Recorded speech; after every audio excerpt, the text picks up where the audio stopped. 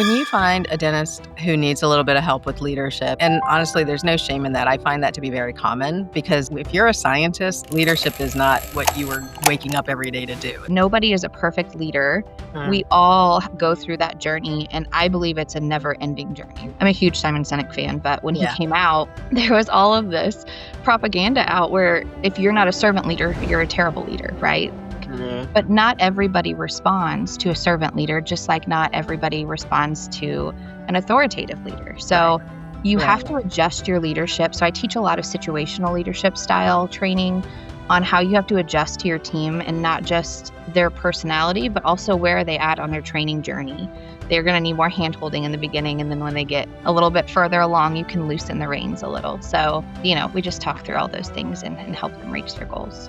When you're a servant leader from Simon Sinek, what does that mean to you versus like the authority leader you were talking about? Like, tell me those leadership styles, and is there another one that we should be thinking about too, as we evolve as managers and dentist owners? Yeah, there's several different leadership styles that we could get really into, but that would probably take the whole time. But as far as the servant leadership, what he's talking about is really being focused on serving your people and finding out your why and sharing your why and being a visionary, which I am a huge fan of, right? You have to start with the vision. That's the leader's role. But what some people interpret that to mean is that you cast your vision, you get out of the way, and you let them do their job.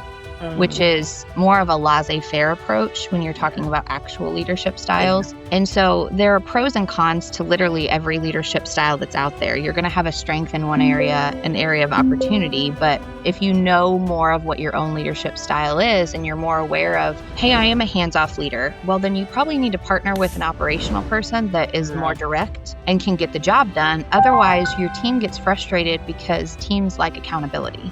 They like to know everything that I'm doing, they care that I do it. And two, if I don't do it, it's going to matter, right? So a lot of times I work with teams where accountability is a huge issue, and we figure out I do all this training, we do everything else, but nothing's getting implemented.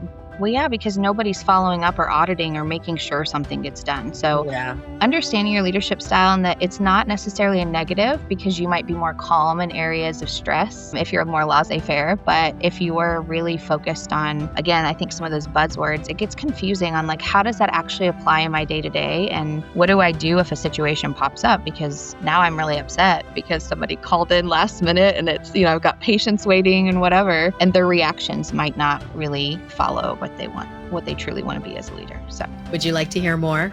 Follow the link for the full episode.